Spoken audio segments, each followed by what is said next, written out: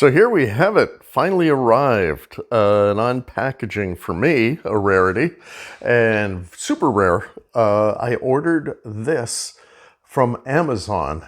Now, it's taken a number of weeks, even though I ordered Amazon.ca here in Canada. It came from England, so Belkin House, North Hampshire. So I already got it started here. Let's see if I can get the rest of it opened up.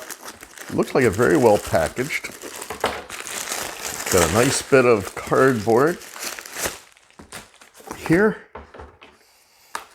Now here's one that I was looking for this car for quite some time. I think Scalextric came out with it a couple of years ago. And of course, being here in Canada, we don't get much coming in. There's very few shops left in the area, in Canada, period, to even find these cars. So online is pretty much the way to go. So here we go. Yeah, extremely well packaged. Where's the seam? Yeah, I'll have to get the edge out here. Now this is very historic to me. Huge Formula One fan, even though this is not a Formula One car. It is the Jaguar MK1, but the significance of this is the Mike Hawthorne, the 1958 Formula One world champion. This is his car that he drove on the street as well as raced, and this is definitely the race version as it's all decked out. Very cool.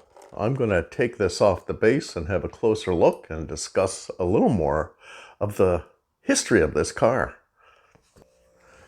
So here it is, the Jaguar MK1 out of the box. I'll take a nice slow look at it here. Absolutely beautiful and brilliant car. The detail is phenomenal. The whole look of this is very, very accurate to the real car, of which I have some photos. Underneath, we have that Jaguar logo, which is fantastic. A detail which Scalextric has done on this car is the MK1 had a somewhat less rear track between the rear tires than the front. And that's absolutely true. I measured it out, and the distance between the wheels is about 1/8 closer than in the front. So that subtlety they've absolutely nailed and reflects in the car here. Now this particular one is replicant of Mike Hawthorne.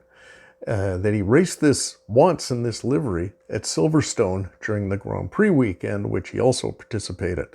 So amazing. They have done up this particular version, and super nice. You know, all the lights light up. We'll take a look at that when I take it to the track.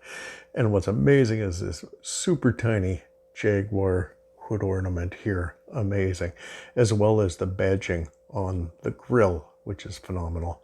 The only thing missing is there's other little icon badges down here on the bumper, which they have not reproduced, and understandable. They're very tiny and fragile, and just for this model, so they didn't do those. The other thing is on the wings here, the fenders, their turn signal is red and very dark, blends in with the green. Whereas in all the photos, it's much lighter, looking more yellow or even white in the photos. So that one might be a little off. But other than that, it's quite spectacular. Now this is the MK1.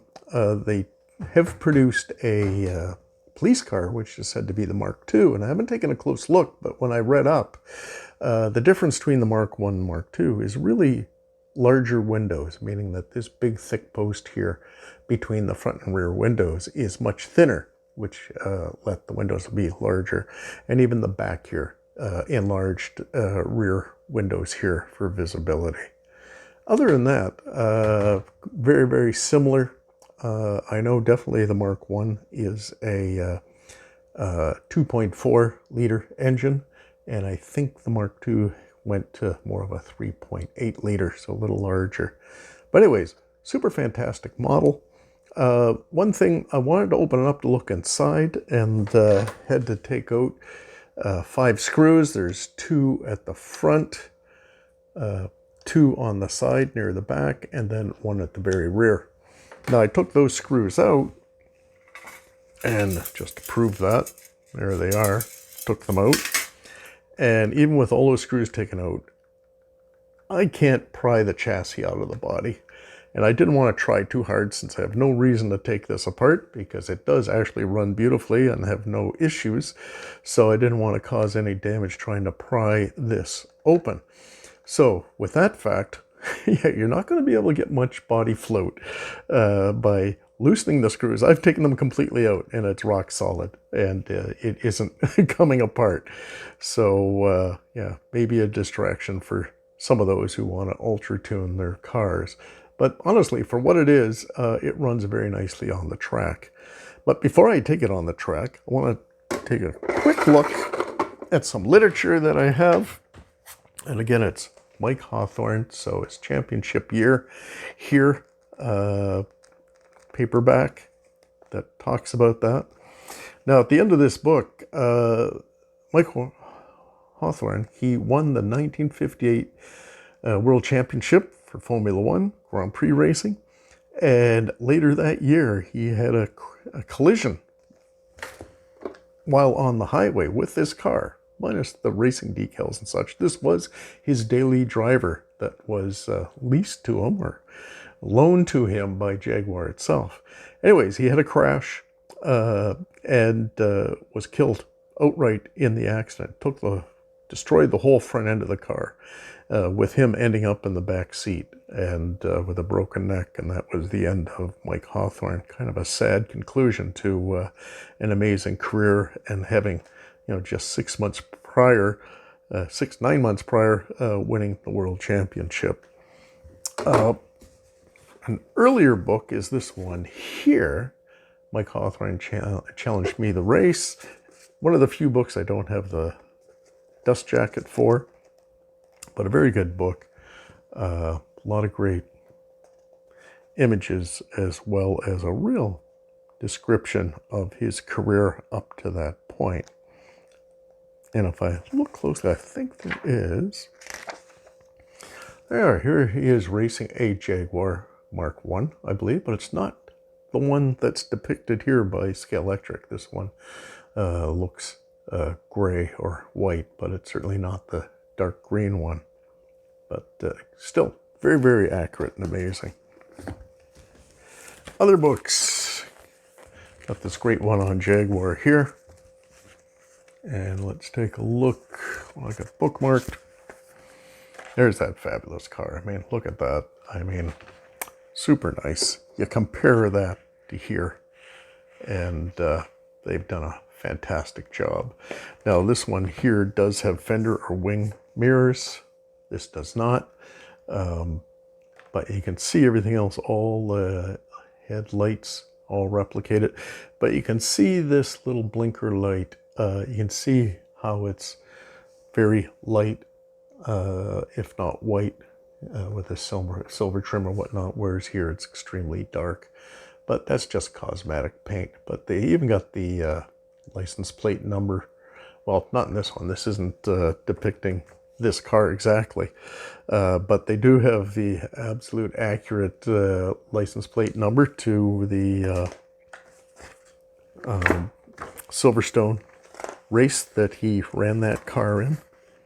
Yeah, beautiful, beautiful images, really showing that car, interior, exterior. There's that detail of that Jaguar logo, which again is replicated so extremely well in this model. 1/32 scale, so just how tiny that little Jaguar leaping off the hood there is just amazing.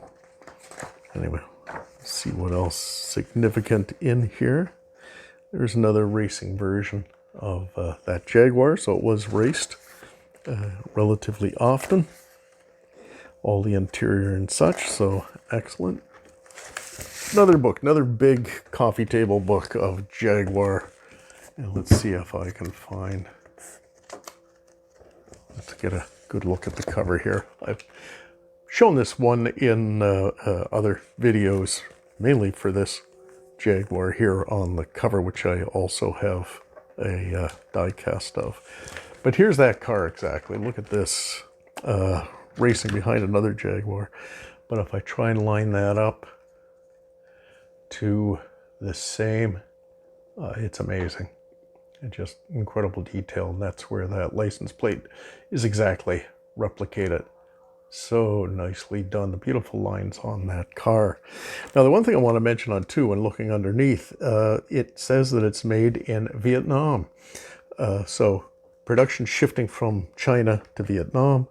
I know the initial cars coming out of Vietnam, and there were some bad reviews of quality control and paint and specs in the paint and everything, but I gotta tell you, this one is spectacular. This paint is flawless, and mechanically it runs excellently around the track, so zero complaints. Really wouldn't know this wasn't produced where Scalextrics have been being produced for years.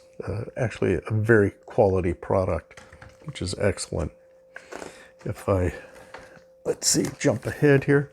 Oh, there's a huge picture of this Jaguar again. Different color, kind of that light gray, like the first release that Scalextric had put out, which is nice. And other nice racing shots. This one's Sterling Moss. He actually raced this car as well. And here we go against the big American muscle here at, I believe this is Goodwood. Or, let me see, I should read this just to be sure. Brands Hatch, sorry. There we go. But excellent. Yeah. Fabulous car. An absolute classic. And so amazing that they did this car up exactly, to me, very historically significant that this is Mike Hawthorne in his road going, but relatively well modified on this car. Now I'm assuming that Mike Hawthorne, he had some mods made to this car, so it's disc brakes all around. The Mark 1 had drum brakes on the back, but I'm sure he had that change. When it came to the Mark 2, it had disc brakes all around, stock into that, so it was generally a better performance car than the Mark 1. So this one was considered to be quite a handful, that the handling wasn't the most steady or easiest to handle. Anyways, with that, we'll check out that handling. Down to the track for a bit of a test run. So here we are at the track, ready for a test. With in the pits behind us, you can see there's a lineup of past Jaguars up until this Mark 1. And what you'll find surprising is just how smooth and quiet this car is when it runs. And remember, I'm running this with all the chassis screws out of it. And it's still rock solid and not getting any body fluid or anything. So not worried that the screws aren't there. So here we go. Excellent runner. See how quiet it is, amazing. Just enough magnet to keep it in the corners, but you can still get that back end out, which is a lot of fun. There we go, a lot of fun. Hopefully you saw in the video that there's very bright headlights and tail lights on this car when it's running, which is very nice. Other detail is one of the things I was reading up about this particular Jaguar that Mike Hawthorne drove. Interior was a green leather. Now in this, I'm quite sure it's black, but that's fine. Not a big issue, but just a little nugget of information there from the real car. But otherwise, remarkable reproduction with beautiful Shelf Queen, really. It's a gorgeous car, very historic, but an amazing good runner. All right, till the next video.